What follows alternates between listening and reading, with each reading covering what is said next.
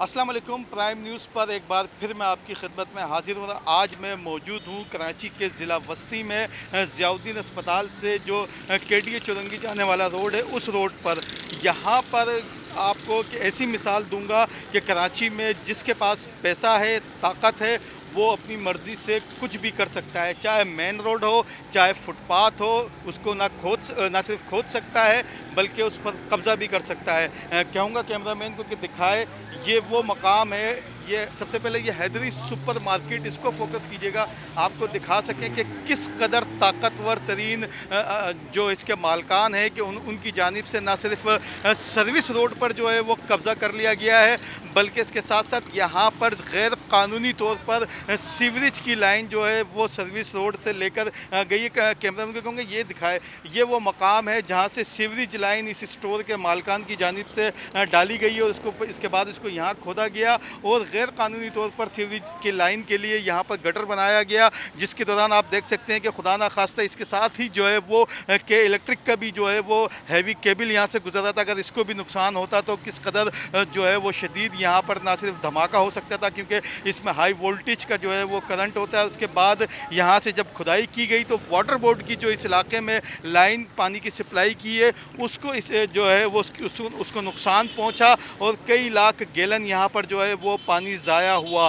किसी किस्म का वाटर बोर्ड हुकाम का ये कहना है कि उनको पेशगी इतला नहीं दी गई, ताकि अगर पेशगी इतला होती इस खुदाई की तो वो अपनी लाइन को महफूज बना सकते थे। अब इसके बाद ये रोड को अगर थोड़ा सा कैमरामैन फोकस कर दे, ये वो मेन रोड है ज़ियाउद्दीन अस्पताल से केडीए चौरंगी जाने वाला, बिल्कुल सही रोड था ये। और जो हालिया तूफ़ानी बारिशें हुई हैं कराची में, उसकी वजह से भी इस रोड को नुकसान नहीं पहुँचा था। और इस रोड के बीच में जो है वो बरसाती पानी की जो गुजरगाह है, यानी कि बरसाती पानी का जो नाला कहलाता है वो है।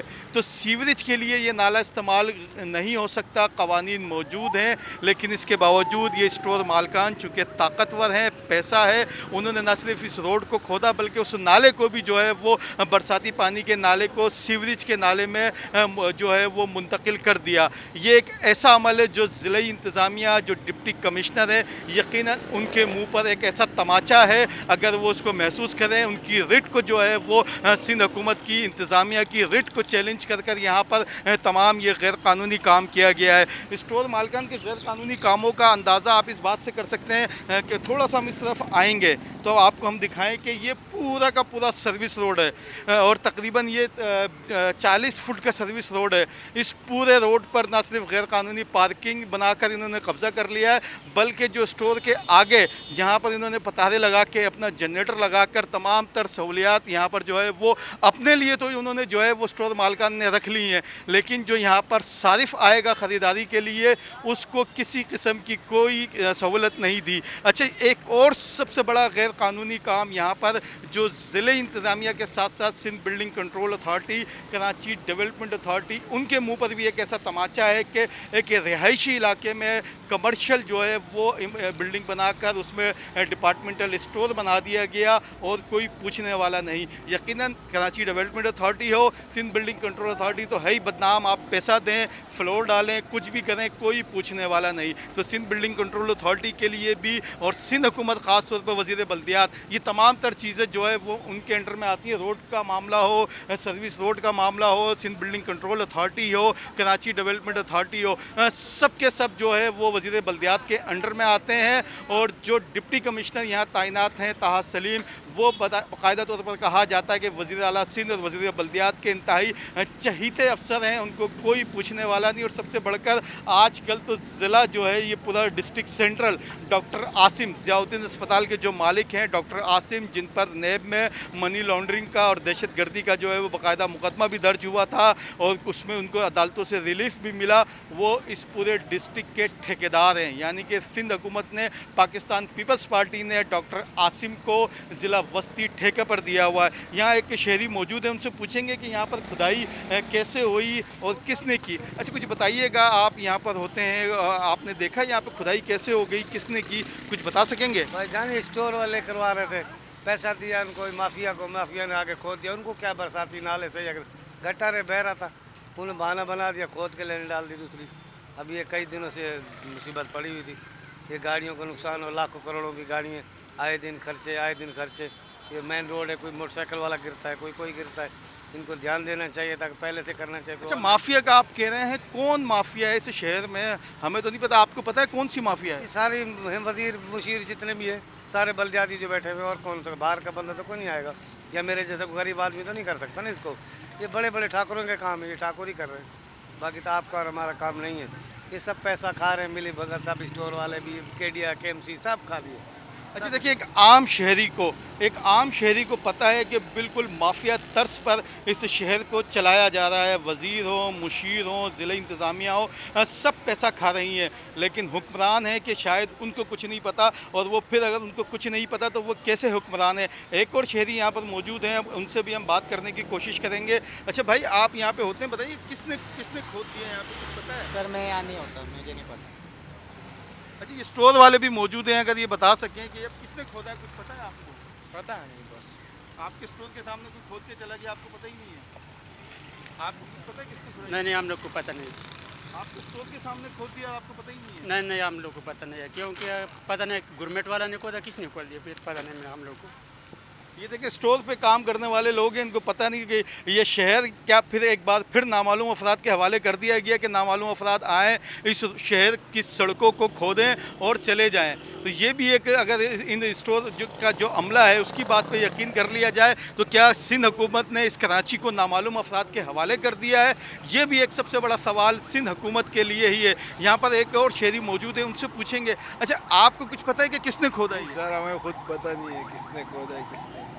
क्या डाला यहाँ पे, खोद के क्या डाला, कौन सी लाइन डाली गई है? ये सेवरेज की लाइन डली है। अच्छा, पता है। नहीं, लेकिन बरसाती पानी के उसमें नाले में सीवरेज की लाइन कैसे डल गई? ये पता नहीं है सर के इन्होंने डाली होगी जो काम करते हैं यहाँ पे। मैं तो खुद रिक्शा ड्राइवर हूँ, रिक्शा चलाता हूँ, यहाँ पे खड़ा रहता हूँ। अच्छा, स्टोर की ये सीवरेज की लाइन किसकी है? ये तो हैदरी मार्ट वालों की, और ये मेन लाइन गई है सीधे। अच्छा देखिए, जो इस इलाके की सीवरेज की लाइन है, उस हवाले से जो यहाँ के लोग हैं मकामी, उनका कहना है कि जो बीच में से जा रही है, लेकिन स्टोर मालकान चूँकि बाअसर हैं, उनका कोई पूछने वाला नहीं है। यकीनन जो है वो माहाना भत्ता भी ज़िला इंतज़ामिया से इनकी तरफ से दिया जाता होगा। यही वजह है कि कोई किसी अफसर ने यहाँ पर आकर किसी से पूछा नहीं कि किसके कहने पर इन्होंने ये रोड पूरा का पूरा खोद दिया। अगर सरकारी सतह पर इसकी इजाज़त लेकर रोड कटिंग की जाती, यहाँ पर काम किया जाता, तो सरकारी ख़जाने में कम से कम 1 करोड़ रुपए जो है वो इस स्टोर मालकान की जानिब से जमा करवाए जाते, जिसके बाद इजाज़त मिलती। क्योंकि ये एक प्रोसीजर होता है कि उसके बाद रोड कटिंग का तखमीना लगाया जाता है कि कितना रोड कटेगा, उसके बाद कितनी मजदूरी होगी, और उसके बाद इसको बनाने में जो है वो कितना ख़र्चा लगेगा, ये तमाम तर तखमीना लगाया जाता है। उसके बाद फ़ीस ली जाती है। तो इस कमर्शियल ये जो इलाका अब बन गया है, क्योंकि गैर कानूनी बना है। अब तक जो मास्टर प्लान है कराची का, उसमें ये रिहायशी इलाका है,